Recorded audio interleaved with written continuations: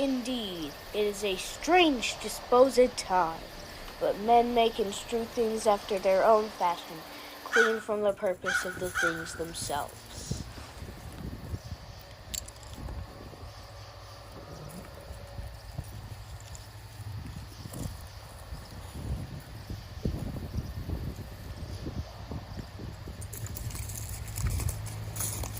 Caesar! Ha! Who calls? Caesar's turn to hear.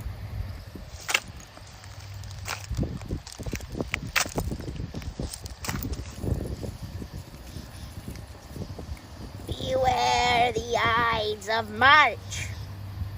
What man is that? A soothsayer bids you beware the Ides of March. What says to me now? Speak once again. Beware the Ides of March. He is a dreamer. Let us leave him. Ha!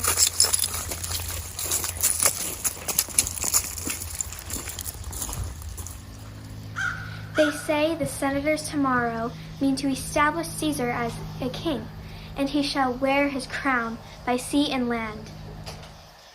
I know I will wear this dagger then. Why should Caesar be a tyrant? Ye gods, it does amaze me. A man of such a feeble temper should so get the start of the majestic world and bear the palm alone. I was born as free as Caesar. So were you. We both have fed as well, and we can both endure the winter's cold as well as he.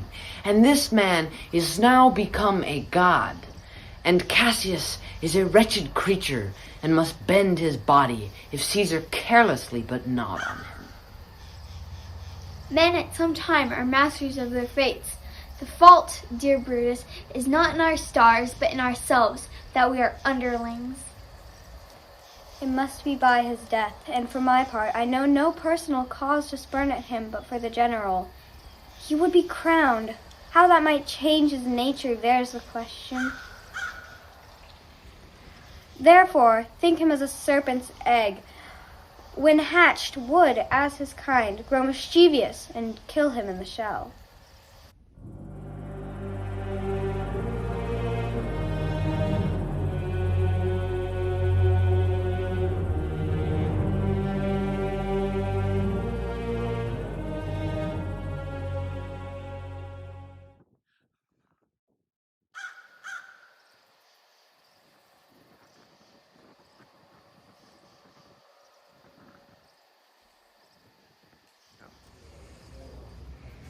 Good morrow, Brutus. Know I these men that come along with you?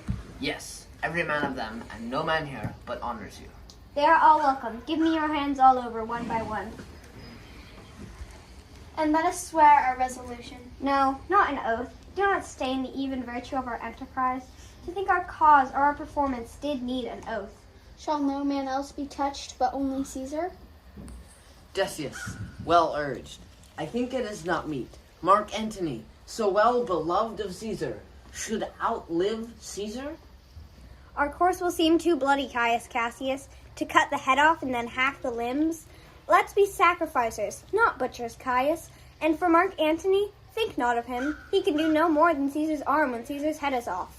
Yet I fear him for the ingrafted love he bears to Caesar. If he loves Caesar, all that he can do is to himself.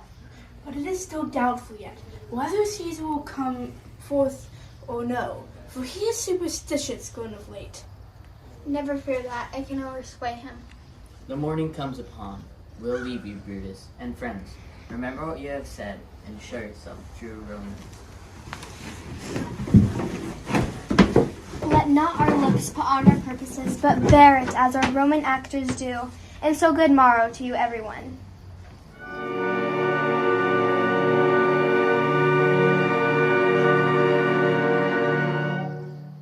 What mean you, Caesar? Think you to walk forth? You shall not stir out of your house today. Caesar shall forth. Caesar, I never stood on ceremonies, yet now they fear me. There is one within, recounts most horrid sights. A lioness hath dwelt in the streets, and ghosts did shriek and squeal about the streets. O Caesar, these things are beyond all use, and I do fear them. These predictions are to the world in general as to Caesar. When beggars die, there no comet seen. The heavens themselves blaze forth the death of princes. Cowards die many times before their deaths. The valiant only taste of death but once. Alas, my lord, your wisdom is consumed in confidence. Do not go forth today. Call it my fear that keeps you in the house, and not your own. How foolish do your fears seem, Calpurnia? Fetch me my robe, for I will go.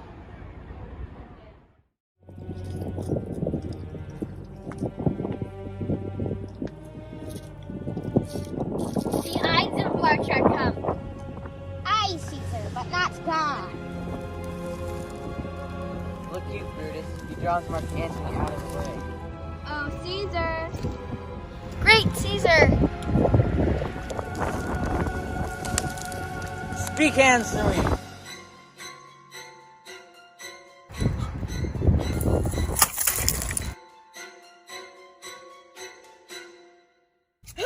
Adieu, Brute. Then falls Caesar.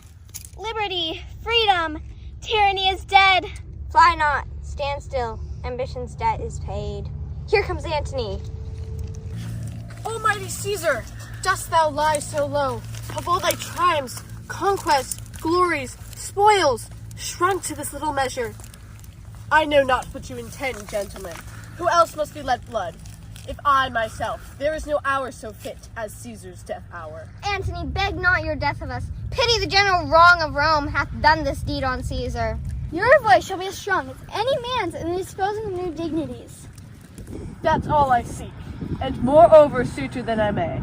Produce his body to the marketplace, and in the pulpit, as becomes a friend, speak in the order of his funeral. You shall, Mark Antony. Brutus, a word with you. You know not what you do. Know you how much the people may be moved by that which he will utter? By your pardon, I will myself into the pulpit first, and show the reason of our Caesar's death. I like it not. We will be satisfied. Let us be satisfied. The noble Brutus is ascended. Silence! Romans, countrymen, and lovers, hear me for my cause. If there by any in this assembly, any dear friend of Caesar's, to him I say, Brutus's love for Caesar was no less than his.